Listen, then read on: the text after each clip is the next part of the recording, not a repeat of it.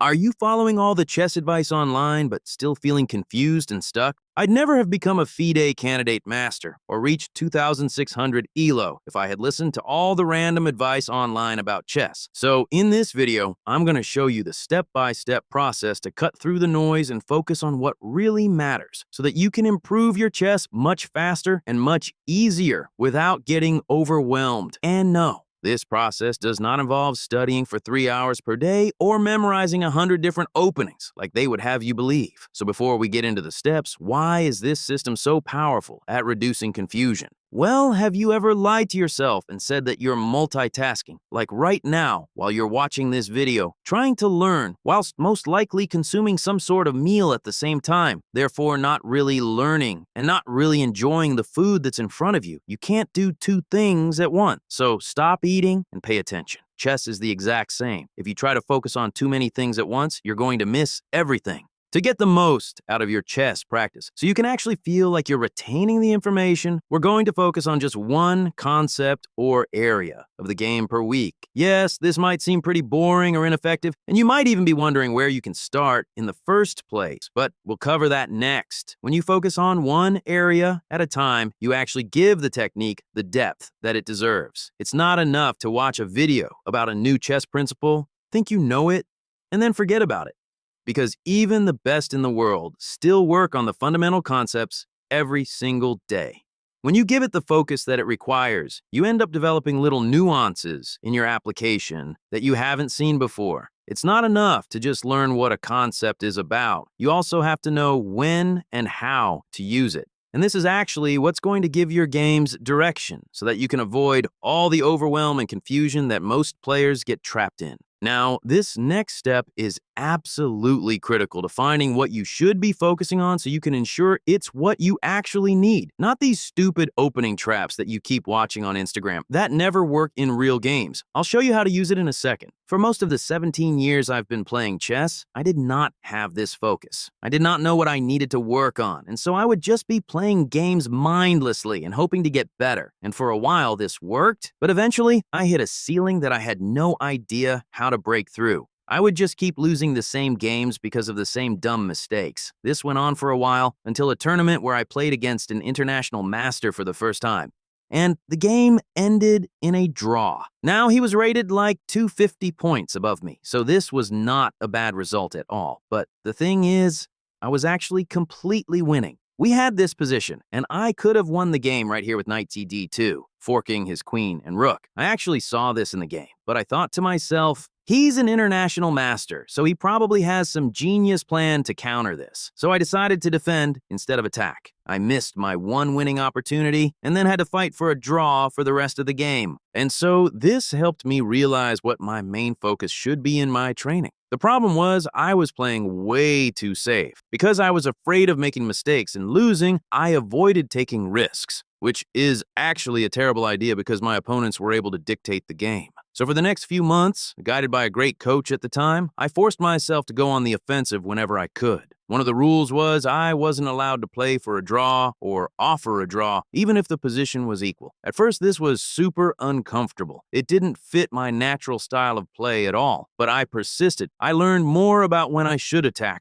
and the different attacking strategies that I could use to convert winning games. This led to a skyrocketing in my skill development, and also my motivation in training because it was such a brand new and exciting way to play that I hadn't really tried before. More importantly, it gave me the confidence to believe that if I was put in that same position again, I'd have the attacking skills required to actually win the game. Now, what if you haven't had an obvious event like that, and you aren't quite sure what you should be focusing on? Well, first of all, most of you need to work on reducing blunders, which means not rushing and making sure you scan for checks, captures, and threats each move. But if that doesn't satisfy you, the best way to find costly mistakes in your training is having your games reviewed by a coach. They're going to be able to spot the things that you can't even see yet and stop you from making mistakes for years on end. If you don't have that available to you, there's the second best method, which is analyzing your own games, which you should be doing every time anyway. By reviewing your games, you're essentially finding the weak links in your play and learning how to fix them. This is where the real improvement happens.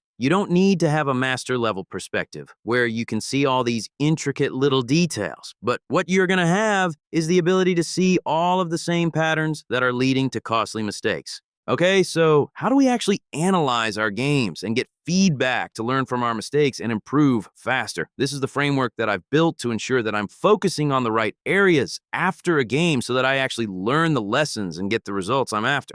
There are four main types of mistakes in chess, and it's crucial to identify which ones are holding you back. First is opening mistakes.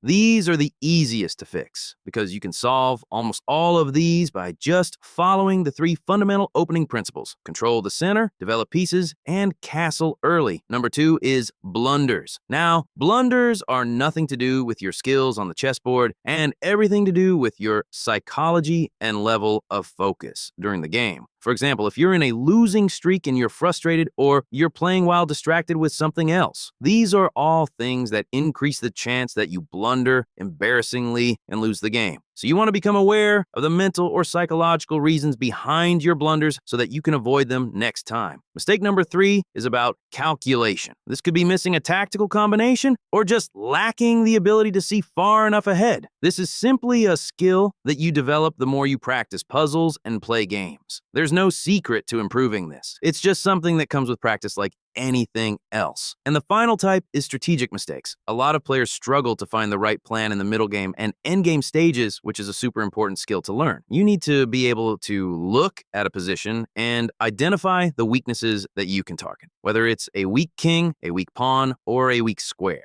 And then you can use that to your advantage and execute the right plan of attack. Now, this is just a simplified overview. There's a lot more understanding required in this process that I go over inside my program, so if you want to improve in each of these areas and fast-track your progress towards 2000 ELO, click the link in the description below to join. Once you've analyzed enough of your games, you should have an idea of which one of these mistakes you're making most often that are leading to losses. And this is exactly what you need to focus on in your study and practice. The reason why most chess players hit a plateau is because either they don't have clarity around which area of the game they need to focus on, or if they do, they don't know how to actually improve that area and fix that weakness. So they waste months or years trying to learn a bunch of random little tips instead of fixing the one big thing that is actually going to get them a breakthrough. So now you understand how to cut through the noise of chess by focusing correctly on one thing at a time, and how to analyze your games to identify your biggest mistakes and weaknesses so you can fix them and get unstuck.